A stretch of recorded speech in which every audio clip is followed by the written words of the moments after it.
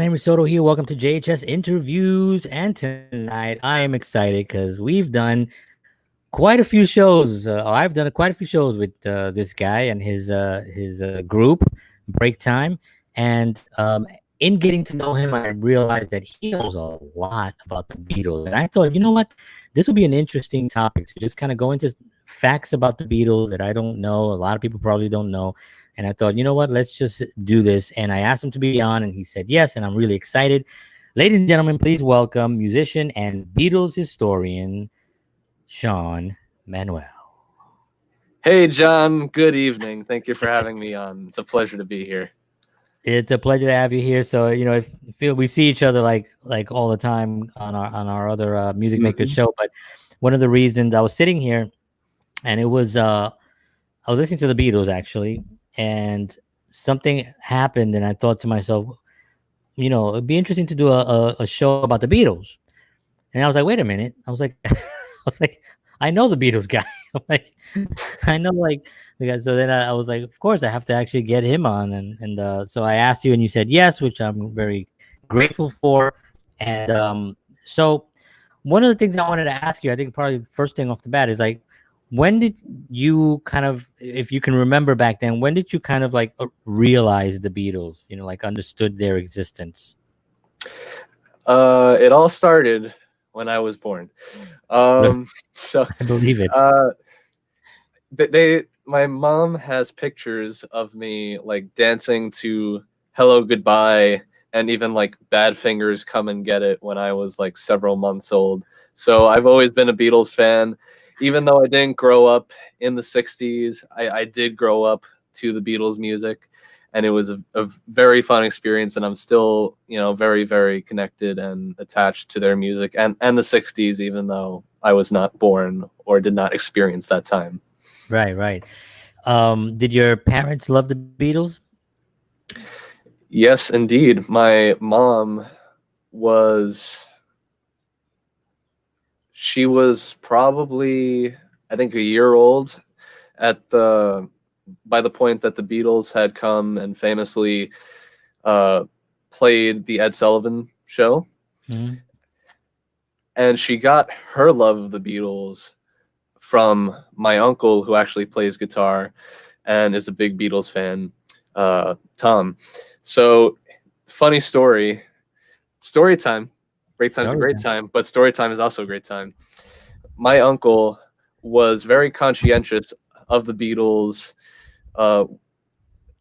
in their Ed Sullivan Show performance, but for all the wrong reasons. Like he had like an immunodeficiency or something when he was like young, so he was sick when the Beatles performed on the Ed Sullivan Show. So my grandma had it on the TV, and she said, "Hey Tommy, look, the Beatles are on." And honest to God, he's laying down. He gets up, and he's thinking to himself, "I don't give a crap." And then he just puts his head back down. So in like the performance that many artists cite as the reason why they picked up a guitar or they joined a band or they went into music, my uncle couldn't give like two craps about it. Like he was so aloof about it. And he was probably he was like maybe 4 or 5 years old at that point. Wow. He passed the love down to my mom, and then my mom passed it down to me. That's awesome. So the 60s is an amazing. I mean, I was born late 60s, 68, which was a year they say that shaped the generation. It was a very crazy year. That year we lost Martin Luther King and Robert Kennedy. It was also the year, I don't know where the Beatles were in 68. 68, they were probably in their most tumultuous period besides what many view as the end, because it was the Let It Be sessions.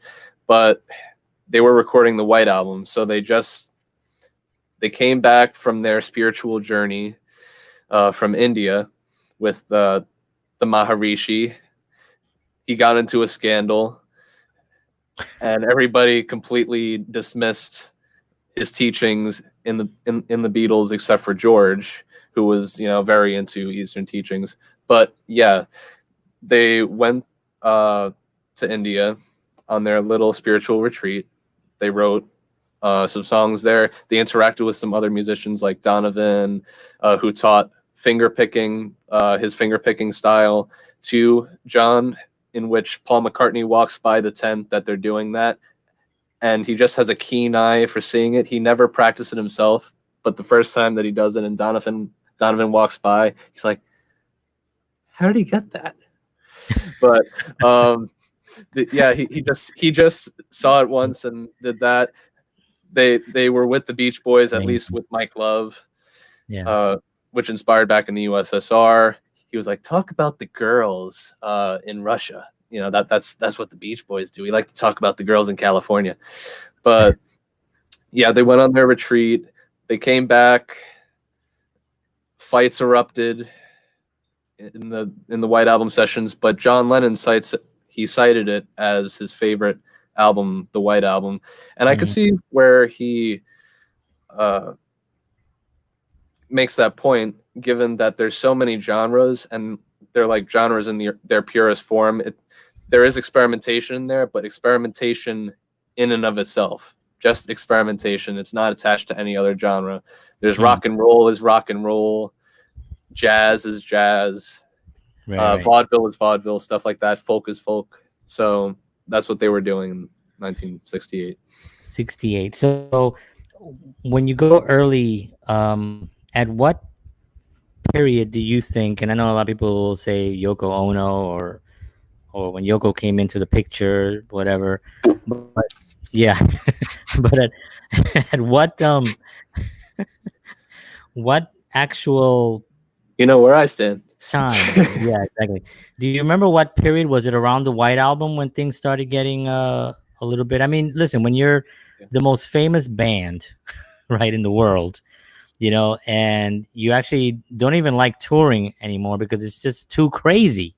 It's like it's just insane. You can't even, they couldn't even hear themselves. Yeah, they didn't have the technology to live up to the standards of the art that they were creating. I would be frustrated too. Yeah. So like this photo here, this is Shea Stadium. Is that right? Shea Stadium. And from what I've heard on this, they could not hear even Ringo behind them. Yep, you heard that from me. That's right. Ringo was just looking at everybody's butts going up and down to keep in time. That's how he kept in time. And they had the nets up as well behind home plate to keep all the girls from going onto the field. So imagine that. Yeah.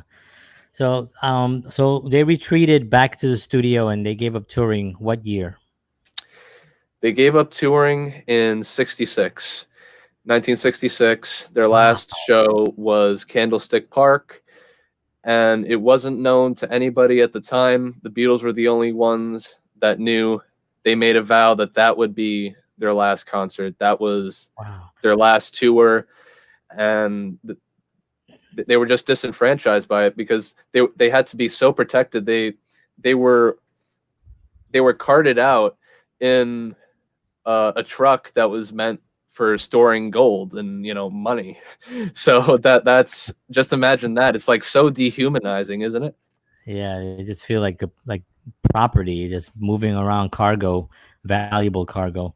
Was this the show or? Nope, that was another angle of Shea Stadium. And it looks like John is going like he's done sometimes. So that's him doing his thing. Yeah. So I don't know if I had one of those photos of the last concert. I don't know if I sent. It's the picture with the Beatles wearing white suits and they're black striped. That is them at Crosley Field. Not this one. That picture is them at Budokan in Japan. Budokan. Okay. So they were under house arrest until they could perform in that tour. That was the same year. That was in 66. So they were under house arrest while they were in Japan. That was 64, I believe. Yeah, 64. Because they're Yeah, wearing their early suits. early They one. have Yeah, the standard, like it looks like Hard Day's Night era. yeah. Now There's there's the Crosley Field concert, which was during their last tour in 1966. okay. Wow. So up to that point, that was it, right? That was the last time that all four of them were on stage performing. It just never happened again. Hmm. I know that they've been teaming up. They've done Yeah, things various together. capacities. Yeah, but not all as the Beatles. I They mean, never reunited. There were talks about it when uh, Paul and John did have correspondences like in 1980, and Paul felt like things were getting more better. amicable between them, Yeah, and they were discussing the possibility of a reunion, but then that all came crashing down when John was, brutally murdered in front of the Dakota, yeah. in which, ironically, one of his favorite songs by Paul, he was so proud of the song All My Loving because of the rhythm part that he was doing. Mm, That pattern like that. And at that speed, it's nuts. Like, a lot of people discount John Lennon's guitar work, but mm. try and do that song. Um, that was one of his favorite songs that he's ever worked on with Paul, and it was playing. It's rumored that it was being played. It started playing after John Lennon passed away in the hospital. Oh wow, man.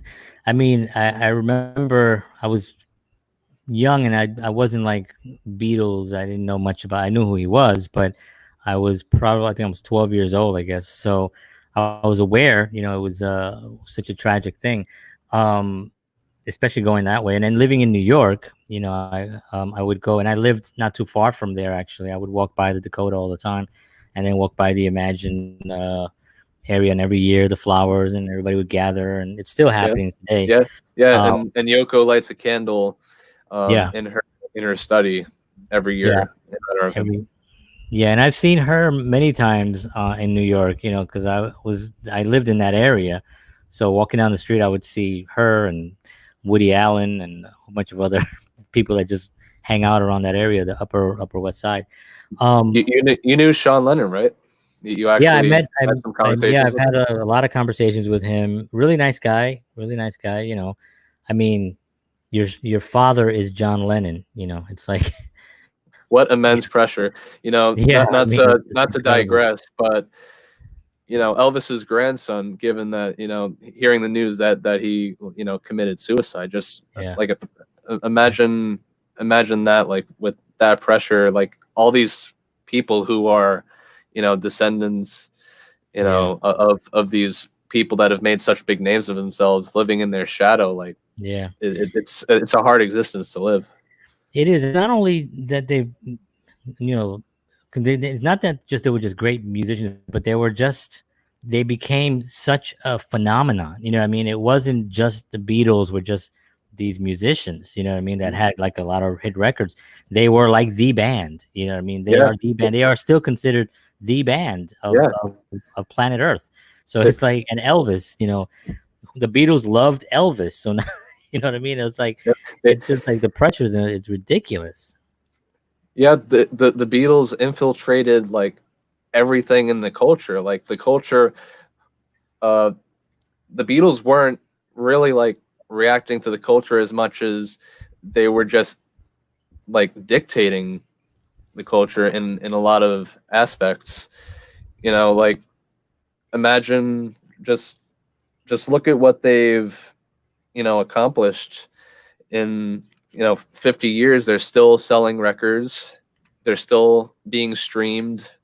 The most recent figure, as per Spotify, was, I believe, 1.7 billion streams of Beatles songs.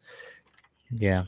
And anybody who watched Thomas the Tank Engine, you could hear Ringo's voice on Yeah. Thomas the Tank Engine. Cirque du Soleil has a show called The Beatles Love.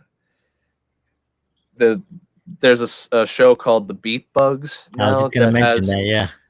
Beatles music being played for young kids. Yeah, my They kids released a love it. video game in 2009, the same year that City Field opened, and Paul McCartney played at City Field to open it Yeah, up.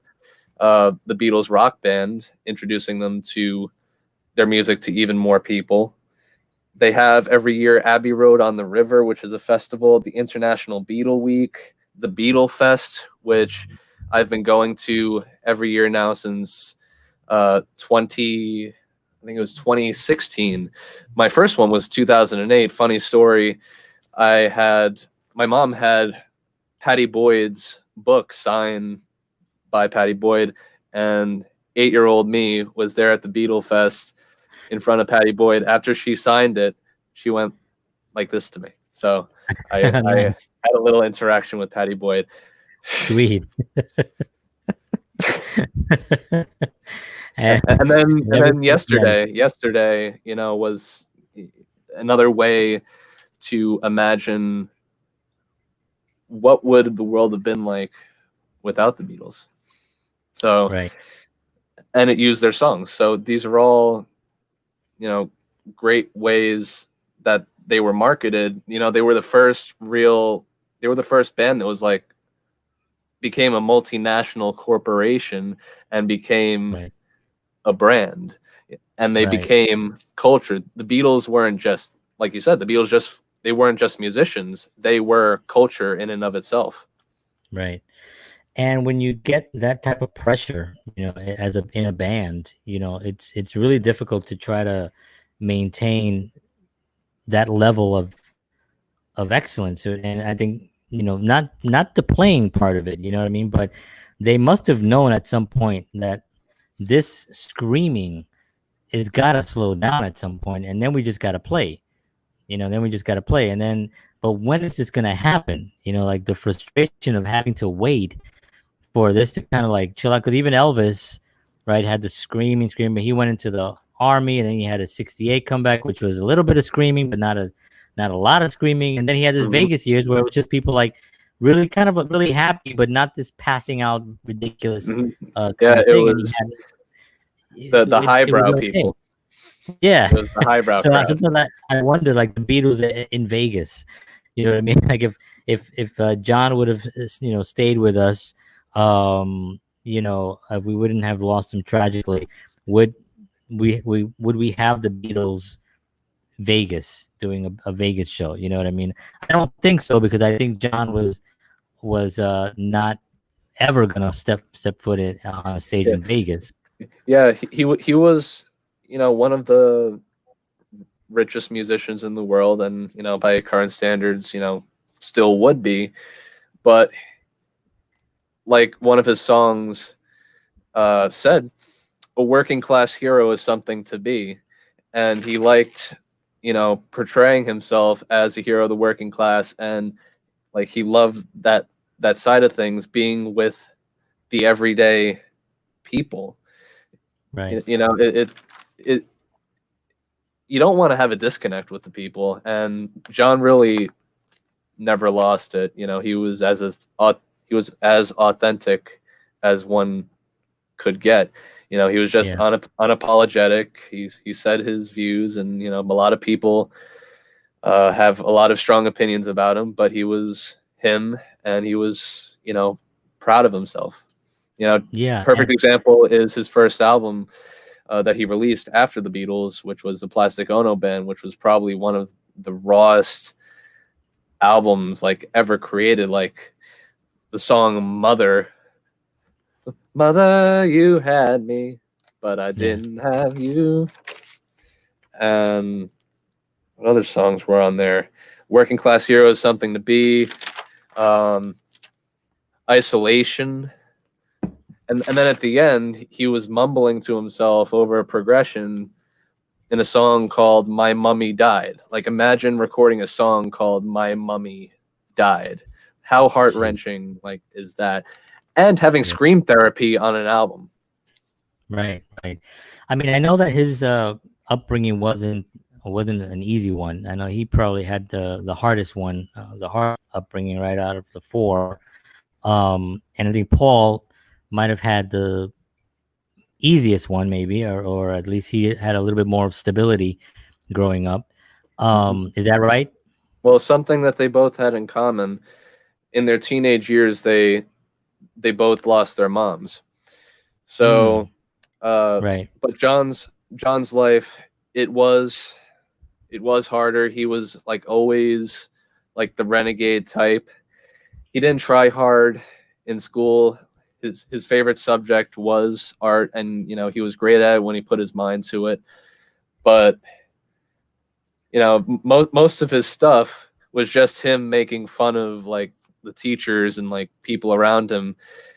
But it was great. At one point, somebody in school, one of the teachers found all of his doodles and all this like funny stuff.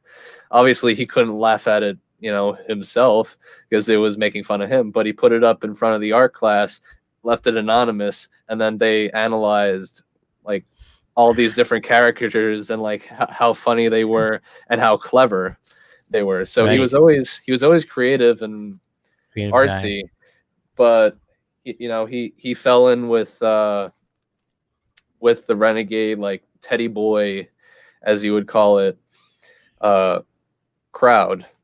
His Yeah. mom wasn't very serious in his upbringing. He was raised by his aunt Mimi Smith, who was much more uh, conservative and much more, get a suit on you, get your tennis vest and whatever, look nice and prim and proper. But then he'd go over to his mom's house, and she wouldn't care. She would feed into all of whatever John wanted. So John would Mm, change into like this greaser outfit, and then end up going right. to school and be like the guy who was like the renegade outcast. So Yeah. that was John. Paul was always like in the lines at like as much as possible. He was always coloring within the lines. Yeah. Straight A student most of the time. And you can see that in their music too. You know what I mean? Like Paul's music is very, it's brilliant, but it is kind of fits this pattern. Whereas Yeah. John takes a lot more risks doing things. Yeah. Um, They and use harmony very differently. yeah, and now John had I mean, he has a great sense of humor, and there's this. I'm sure you've seen it, but there's a clip of them performing, and they're doing a lip sync. One of those TV show lip syncs, right? And they're Mm. kind of lip sync, and the camera is like here, and Paul is behind them, and John is kind of looking at the camera and making faces, and he turns to Paul and he makes a face, and you see Paul like just kind of like trying to keep it Trying to keep together. it together. Yep. And he's just singing, but he's trying like stop doing this. You're killing me. But you Yep. get the idea right from that. When I first saw that, I remember thinking, oh, okay. John is like he knows he's great.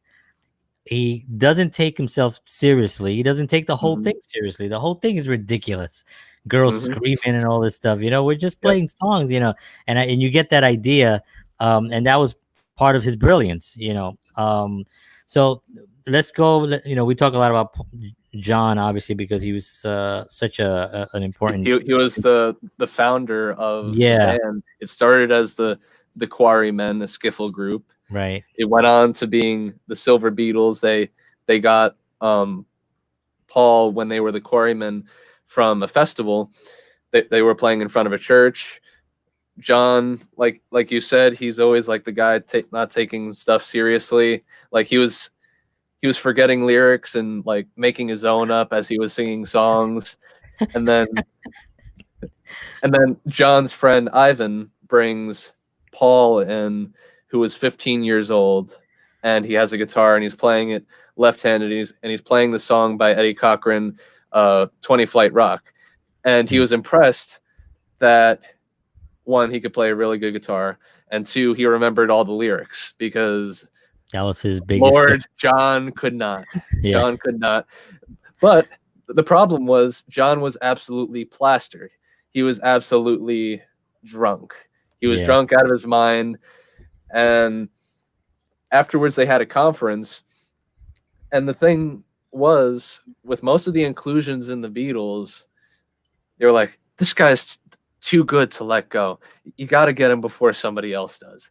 So that's what happened. Paul came in, and then Paul, true to what like George and Ringo have said about him, like taking control over things and always being very picky about things. He was telling the drummer, Colin Hanson at the time, who was only there because he had a set of drums. That's the only reason. He was only there because he had a set of drums. There was somebody who was in the band because he was John's friend. Somebody who was the bassist, his name's Stu Sutcliffe, was in the band just because he looked like a greaser. So Paul was going around to Colin, going on his kit and telling him how he should do it, and Colin could not keep up with him. So Paul was always being this guy who was like the unintentional show off, just trying to make things better. And yeah, he's always been like the overbearing like guy. Yeah. It's always funny to me to hear these stories because you go back to, there's so many of these stories where somebody literally will just be in the band because of some superficial thing, like Noel Redding from Jimi Hendrix Experience. He kind of like knocked on the door and Jimmy was like, yeah, I dug his haircut, so I asked him to be in the band. I'm like, now this is like, now he becomes like a legendary guy, just because he had Jimmy liked his hair, and he was a great player. You want to hear the funniest exit from a band ever? It happened in the Quarrymen. The friend, John's friend, his name was Pete, not Pete Best, but his name was Pete Shotton. He was playing a washboard, which was standard in skiffle bands. So he was playing the washboard. After the show, John comes up to him, takes the washboard, and puts his head right through the washboard. And he didn't say anything. That's when he knew he was out of the band. They said nothing. They washed their hands clean of it. That's how he left the band. He just got a washboard to the head. Oh my God. Well, there you go. That's the and that kind of explains a lot of what went on with John moving forward. So let's go into those early days. And I want to talk a little bit about those early days and what's currently coming at some point after we get out of this stuff. But what was the club that they always play with? The Cavern, I think it was called. Yeah, the Cavern Club. Yeah. So when they used to, I've been reading up on this because I'm reading another Beatles biography called Shout by Philip Norman. If anybody wants to read that book, it's a great book. But the Cavern Club originally was more of like a jazz-centric club, is what I'm understanding from the book I'm reading. So it was originally, highbrow, high class, jazz and all that. But it turned into a rock and roll club. By the time that the Beatles, made their name there, they played 250 something shows. I think it was 256 shows. Was their residency as the Beatles or as Beatles? As the Beatles. Shit, that's like so crazy. 200 shows. I mean that's one of the reasons why they were so tight. And that was going to be my question. We're going to go back to the Beatles in a second, but I wanted to just kind of like, when you have an audience, a captive audience consistently, and you're able to like go to a venue, is that, do you find that valuable? Like, would you actually, if you had like a residency, now they call them residencies, right? So you play every Thursday night, you play at whatever, but it seemed like the Cavern, for them to do 200 shows, I don't know if they did 250 shows in a year or in 2 years or whatever it was that they did, but I feel that it actually will improve that you're playing, because you're playing, you get the stress, right? The most nerve-wracking thing is playing in front of a crowd, right? That's just it's a normal thing, and the only way to get rid of that is to do it a lot, right? There's no secrets, there's no pills.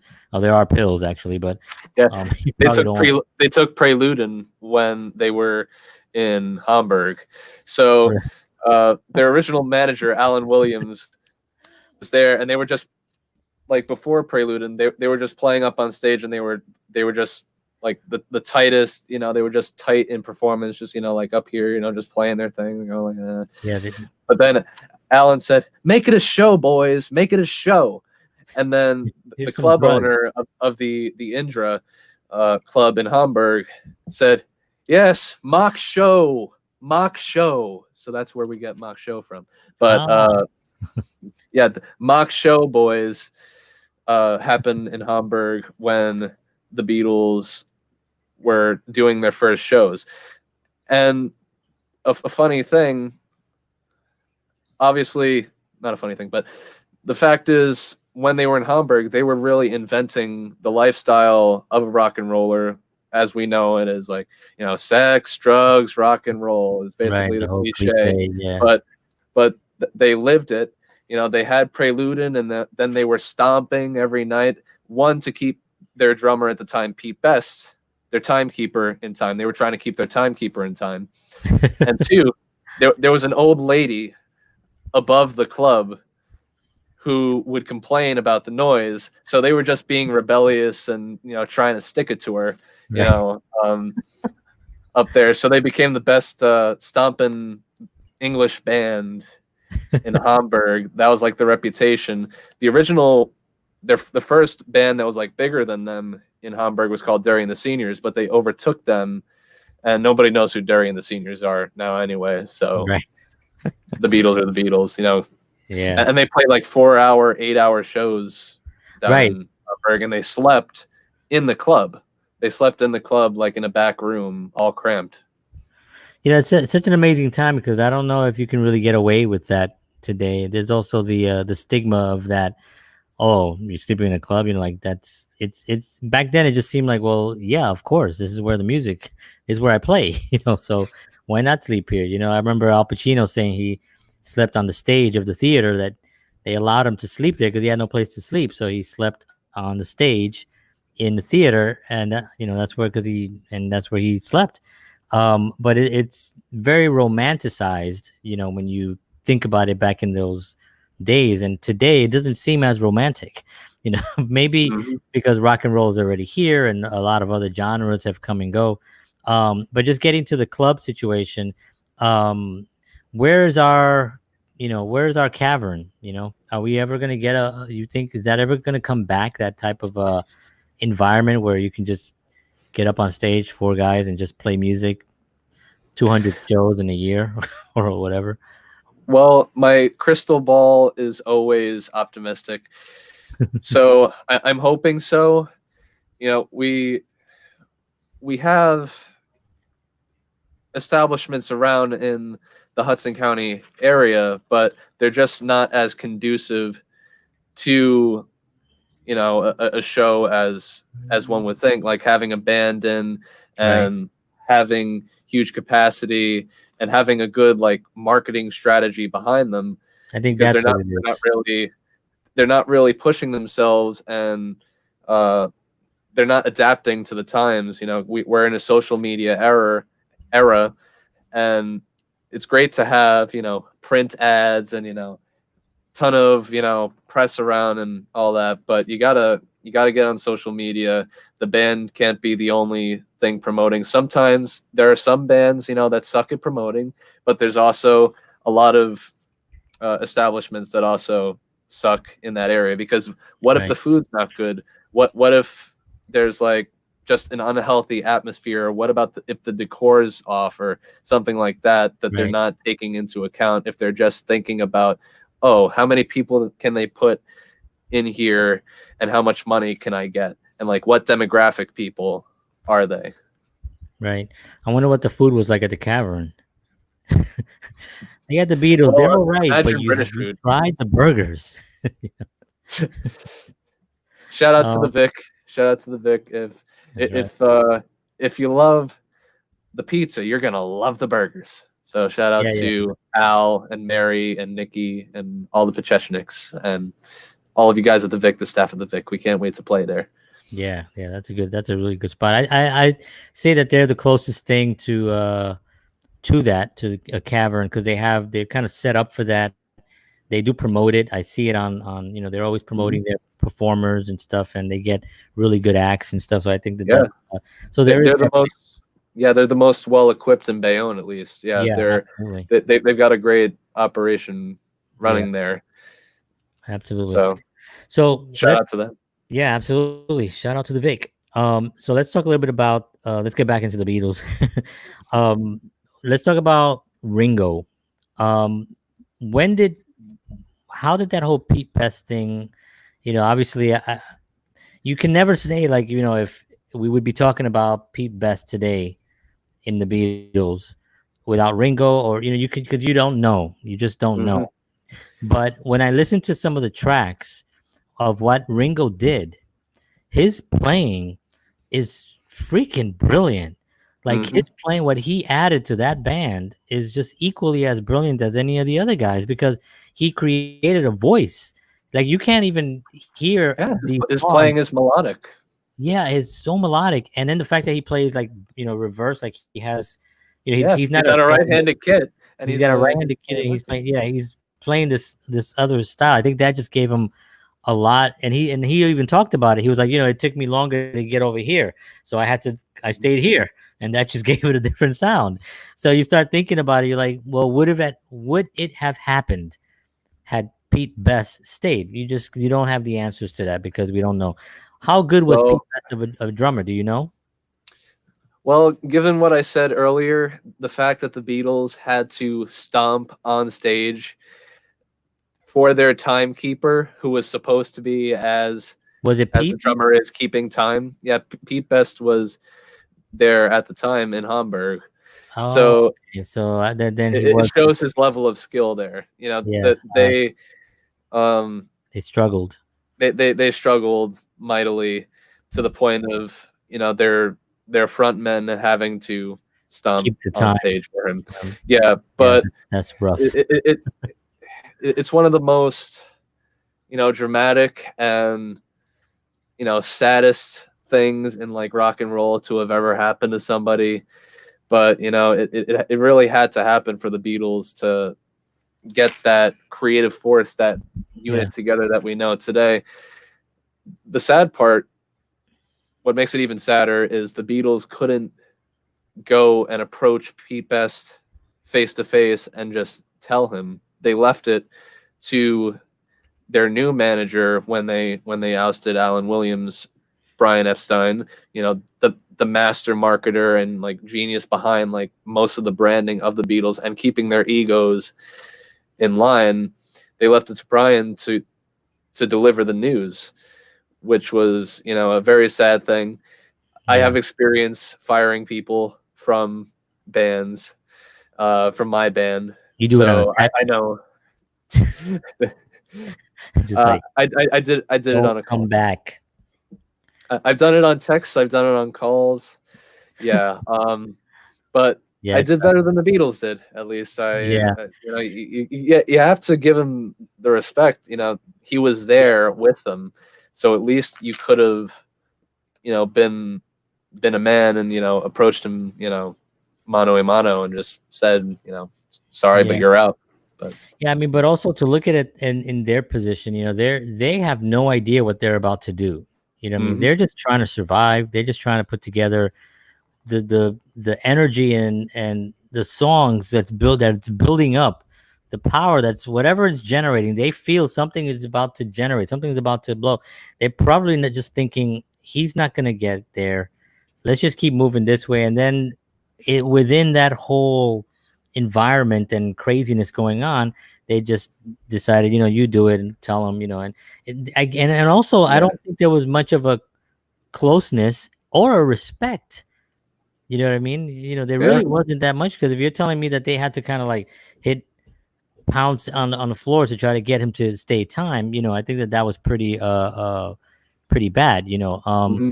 So we get what was Pete's reaction to being kicked out of the Beatles? So Pete's reaction to being kicked out of the Beatles. He's been, as anybody would be, probably very, very bitter about it, given you see the commercial success that the Beatles Given had. the $1 billion, yeah, Yeah, Probably. that they're worth close to $3 billion, accounting for all their networks, Oh my god. um, all of their net worths up to today. Yeah, I did that research. Paul McCartney is approximately $1.2 billion in net worth, which is good for the richest musician ever. Wow. John Lennon, by the time of his death, was $800 million Wow. in That's net worth. George 400 million, and Ringo 350 million, which makes him the richest drummer ever.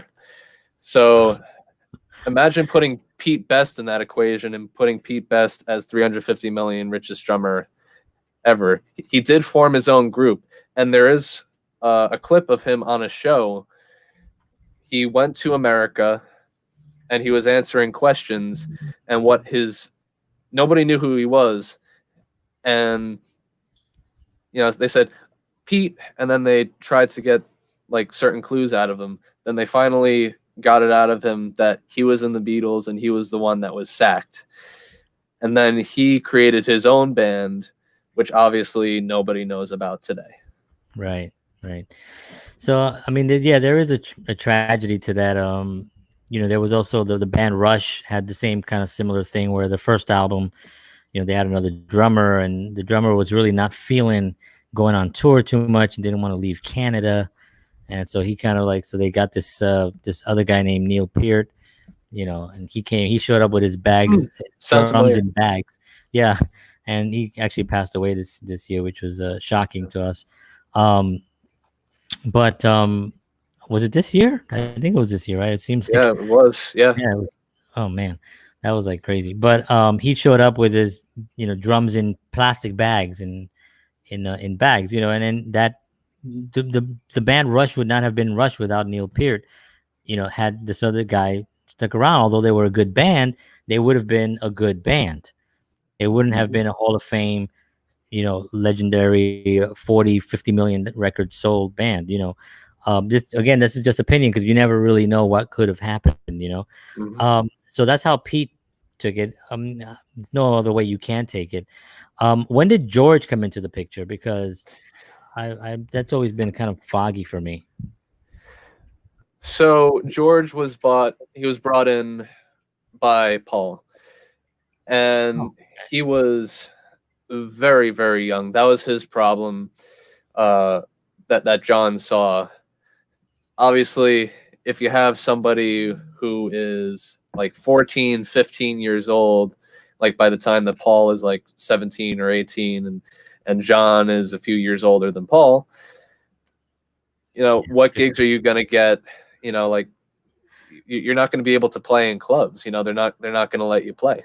mm. So Oh, he was interesting. Yeah. the fact that he was very green was it was very off-putting to John. He was very concerned about it. So for a while, George just went to a bunch of the Quarrymen's shows. This was still during the Quarrymen's days.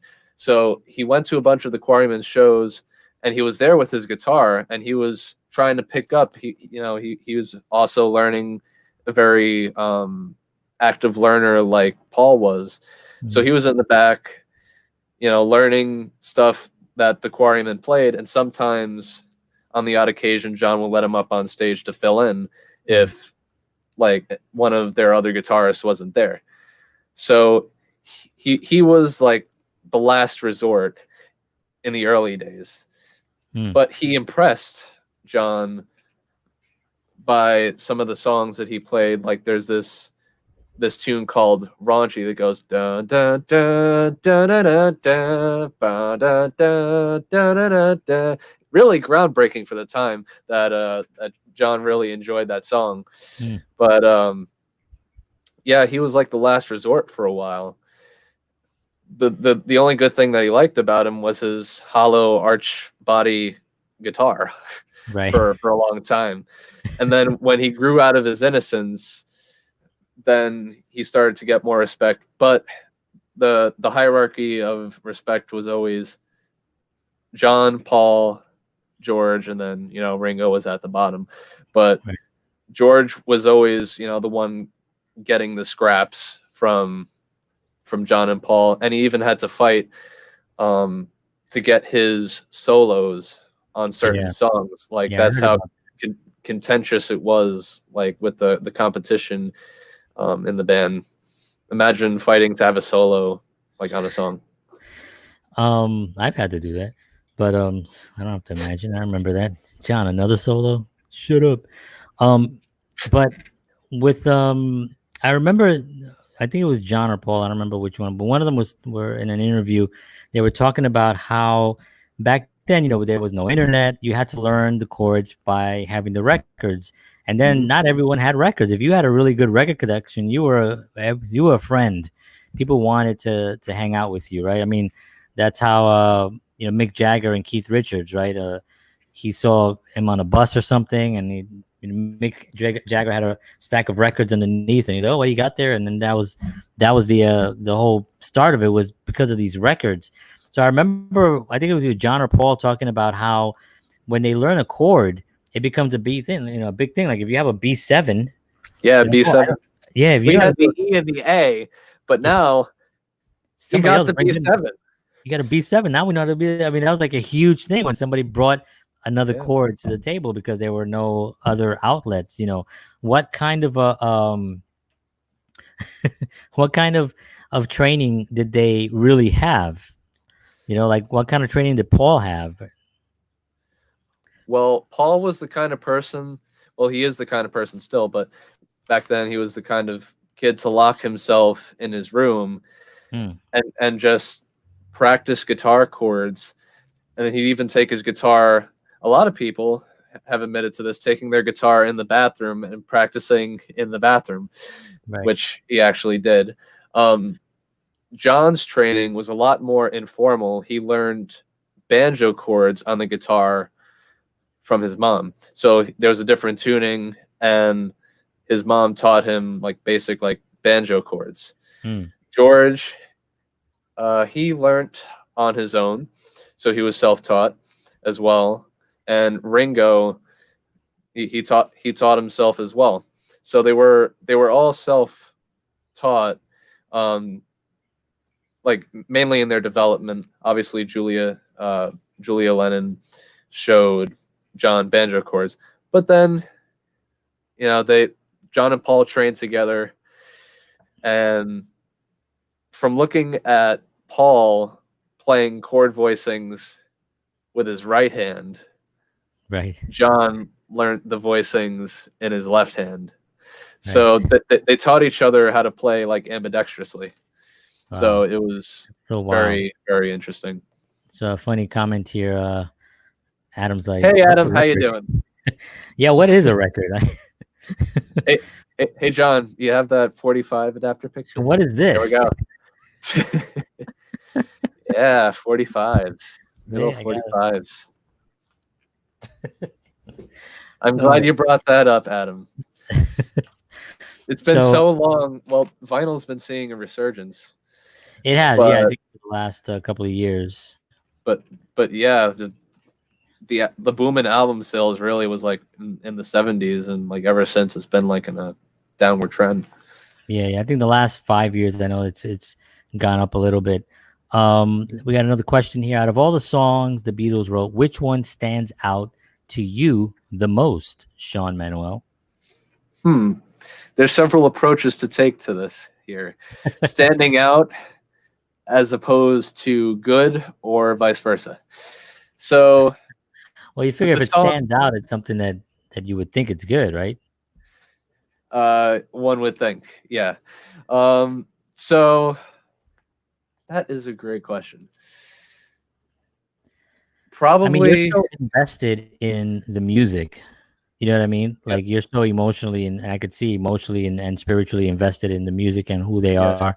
That would be a really difficult. It'd be like asking me about like Stevie Ray Vaughan or Santana or something. Like, what's your favorite? It's really hard when you've Hmm. digested and inhaled I, so much music. so I'd have to go on several fronts with this. I'll take I'll give several answers. So I'll give Penny Lane because of its innocence and also the way that it was written, given There's a modulation in there. There's a key change, and it's a very unusual key change. A lot of songs would modulate up, but this song modulates down. So it has a very like ethereal effect to it that you wouldn't get from any other like conventional song, because that's one of the easiest things for a lot of songwriters to do, and it's been done many times in classical music as well. If you want to change up the feel and the sound of a song, you change keys. But the conventional way, you go up. You either go up a half step or a whole step, and you get like upward momentum. But Paul went down a full step, and it gave it a very like reminiscent feel and a longing feel back like for the old days of living like on Penny Lane. So that's one answer, that one of the songs that stands out to me the most. Plus I love the trumpet solo on that song. Or is it a French horn or something like that? Strawberry Fields, the song that inspired Penny Lane, because Paul responded to Strawberry Fields with Penny Lane. So the mellotron on that song, and there's some weird instrument on it. I think it's a sitar that George played with a very interesting rundown in like one of the sections is like a good transition. You know, there's a lot going on in that song, and it's very hard to like put it into a concise answer. So I'll just say Strawberry Fields. And then side 2 of Abbey Road, the Abbey Road suite, which starts with Because, goes all the way down to Her Majesty and everything in between. Her Majesty being the hidden track, the last real track being the end. Given that it's a bunch of unfinished Beatles material that was put together, and it sounds like one complete thought nonetheless, which is very impressive and a great creative feat on a list of many other creative feats that the Beatles achieved that make many people like you and me, John, very envious that we didn't think of that, or we weren't there at the time to think of that. Yeah, just not being there was really the thing. I just wish I was there. Ringo did additional music education in India, though, right? Did he? There has been talk that Ringo did take some like technique lessons in India. Really? Is there a later example of a musical group using the down note? Not to my knowledge. From what I understand, that I could think of a great song that uses a modulation up to the effect of giving the singer a lot of room to show her full range, and that's Celine Dion singing My Heart Will Go On. With the modulation in there, she's able to show off her full range. That's another example of a modulation that was like well placed. But yeah, I don't have any other example of like a musical group using a down key change. I do have another example of the Beatles, Lucy in the Sky with Diamonds, abbreviated LSD, uses it modulates in between sections in a very brave way, because it sounds in place, but then when you realize what's happening, you're questioning how the hell do they do that? Right. I think when I hear Rush songs, they're like, what time is, what's the time signature of this song? 7:11. You're like, wait, what? Yeah, and then it goes into this and it goes into that, and it ends off, it's like so freaking crazy. Which Paul McCartney bass line is your favorite and inspired you to pick up playing bass? Which Paul McCartney bass line? Wow, that is a deep question. Yeah, though I know he plays bass, for some reason, it's not something that I actually focus on, which is probably not. It's sort of like Sting. Like I know Sting plays bass, and that's his instrument. But when I'm watching Sting play, I'm not really thinking, oh, that's such a great bass line. Not like if I'm watching Geddy Lee perform or something. It's much different. It's I'm more listening to those bass lines because they're driving things. But yeah, what do Yeah. you think of that? What was his? I Did so Paul played with his so fingers, though, right? he played with a pick, and I He also did. play with a pick in honor of Paul. Nice. Of Yeah. course. I didn't know So he I have played two with favorites. Thinking about it, um, All My Lovin' is a great bass line to play. I just love playing it because it a great goes up and song. down the scale so Yeah. effortlessly, and it's so like in place. And when you listen to All My Lovin', hearing all the different like feels in the song, Paul's just walking it down, and then John's going bada bada bada bada bada bada with the triplets, and then Yeah. George is going bap bap bap bap, and then Ringo's keeping it, holding it down with like a straight, 4/2 bar groove. But that's one of my favorites. And the other one is The Word. I love that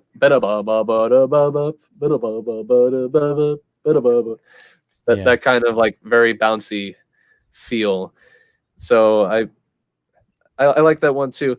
Yeah. And analyzing Paul's bass lines, you have to remember that Paul was at first a guitarist. Right. That's why he When plays with a pick, probably because.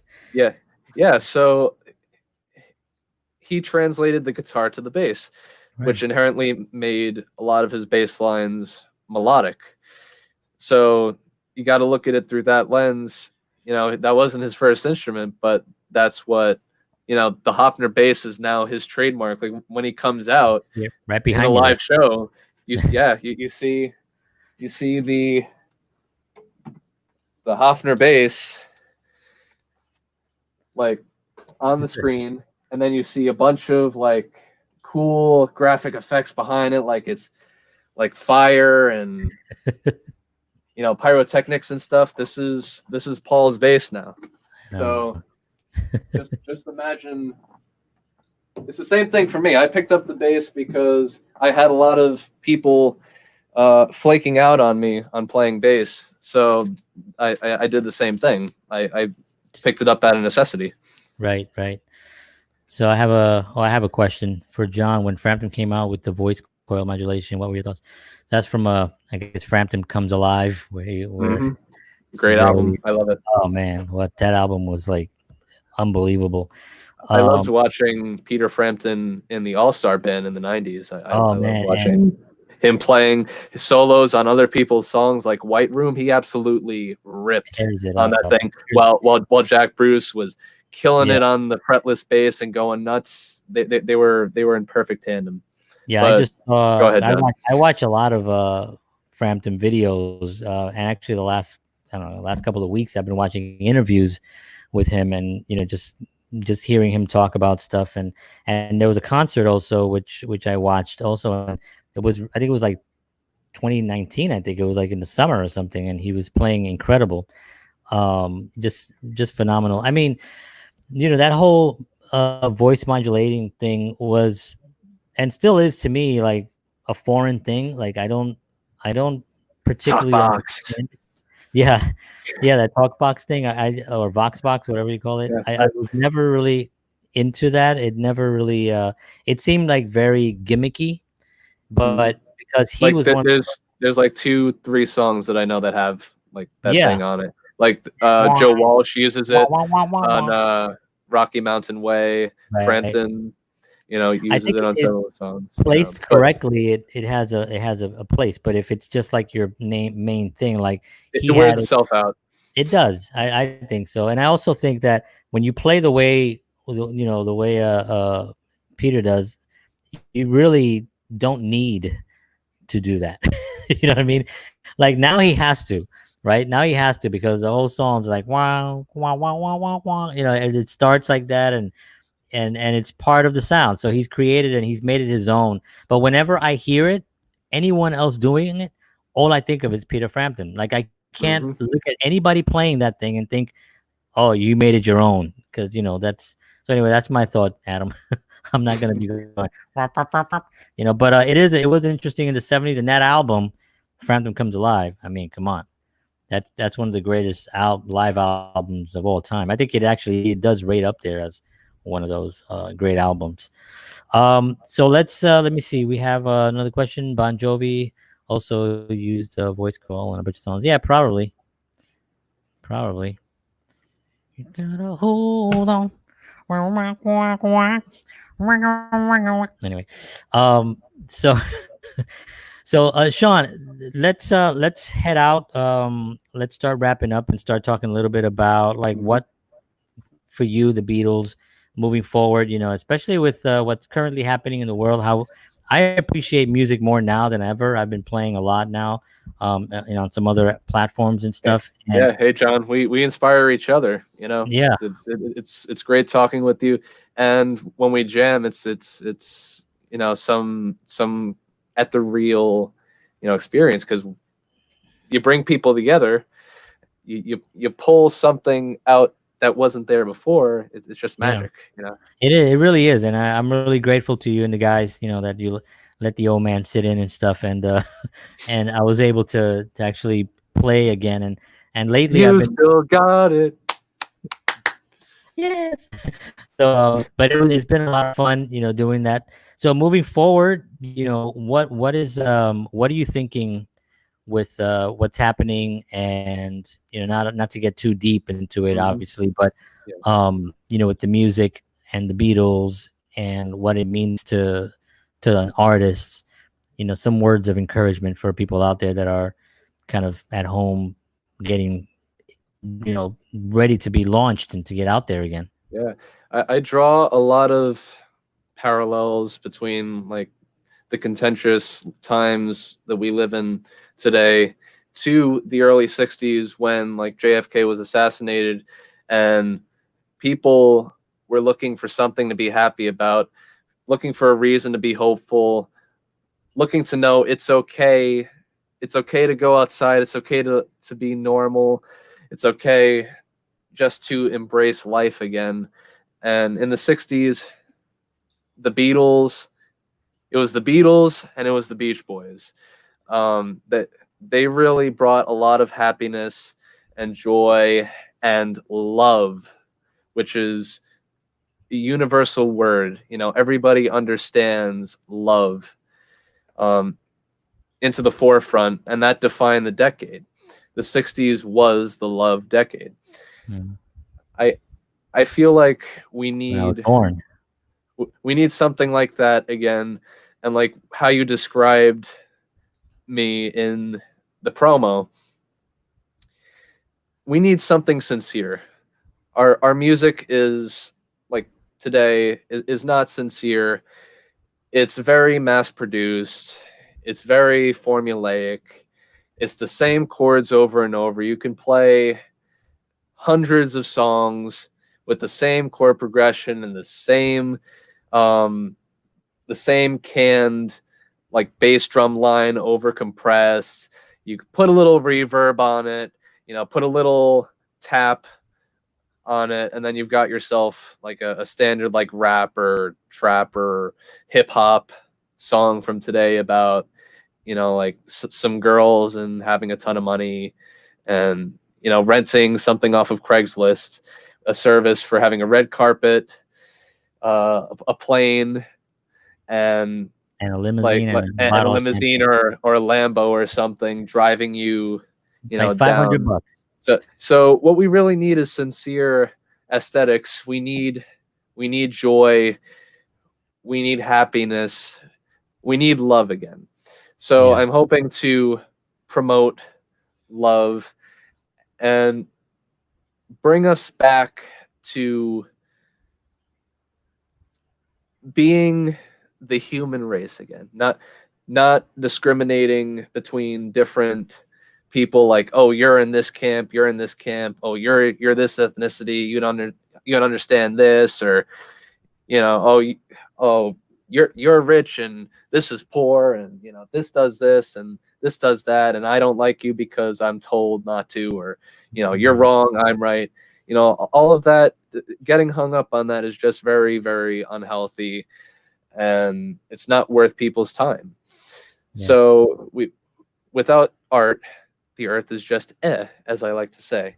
Right. So I hope to bring sincerity and love and a great time, because break time's a great time, back into our cultural zeitgeist. So that's my objective. If I Well, made anybody happy tonight, just one person, I know at least I've done my job. well, you did your job because I'm happy, so I appreciate it. You have the right group that you listen to, right? Because the word love is used. That's the word that the Beatles use That the most in yes, music. that's a fact that I did tell you one night Yeah, before you we told me went that. on. I was like, Yeah. oh, really? So, yeah. So, it's very appropriate, that you mentioned that. And you're right. There is this kind of thing where you know, I think people are starting to realize the importance of art, having been home locked up. you know there's just so much of this music that and again, it all has its place. I'm not trying to knock anybody's create, you know what I mean? It all has its place, but if it spreads some kind of weird feeling, then or some kind of hatred or some kind of hate towards something else, or a disrespecting of women or whatever it is, I feel that it's something that people are starting to look at a little bit differently, and being a little bit more conscious of it, and realizing that we should be writing about love, and we should be writing about helping our fellow man. And yeah, you can get a little bit, I mean, they wrote Helter Skelter. I mean, it's like, Hmm. you can get a little bit wild and tell a tale. You know what I mean? But that's what you're telling, a tale. You're not. It's not a really a thing that you want to get people out there to fight, or to, you know what I mean? So I think Adam is asking, Johnny took part in a musician meetup in the county park. Interesting. Yeah, I would love to do that again. Yeah, I did that. That was Let's have a show. Let's have a show. We want a show. let's have a show. Thoughts on John Stamos drumming for the Beach Boys? Thought on Kim Temple, Little Saint. Yeah, John Stamos is a big musician guy. He's played with a lot of Beach Boys, and you know, Yeah, he's a uh, good friend of Mike Love and very good friend. Yeah, Beach Boys. yeah. So I think we have a That, Facebook that user. that's Yeah, Tommy. That's that's Tommy the Tony. Music Man. How come it doesn't say? I can't get the name on it. Yeah, it's weird. I don't know if he's commenting as a page or as like his personal. So it might be Hmm. something there. I don't know. I don't know, It's weird. Zuckerberg. You confuse me Nothing sometimes. came out there. So, Sean, thank you so much. I appreciate you very, very much. We'll see you again on Tuesday for Music Makers. And let me see. He says, I have a venue. Let me know. Oh, the museum. All right. Yes. Adam, Yes. the answer is yes, yes, and yes. Adam is great. Yes. Adam does a lot of great Yes. things on very own. Adam is a go-getter. He is a He does it. doer. He When he gets it says he's done. going to do it, he delivers. So shout out to you, Adam. You're one of the hardest working and best guys in the biz around here. Yep. So we He appreciate you. definitely gets it done. I appreciate Adam. We've did the something Halloween thing we did a couple of years ago at a venue, and it was just so much fun. It was just a great fun. So definitely we'll be doing that, Adam, and we'll stay in communication. Sean, thank you very Mhm. much. Take care of Invite yourself. me back. We could talk Yeah, more Beatles. you We will only just touched definitely. the surface. I know, right? Isn't that crazy? Yeah, I'll do. I definitely will have you back again, and we'll do it again. And as always, I'll see you on um, Tuesday night for Music Makers. Yes, Tuesday night at 9:30. That's Every it. time with a Every break time, which is a great time. That's Now, right. if for all the people out there, email johnhenrysoto@gmail.com, and you may get a hand delivered cake, socially distanced from me, with whatever message you want on it.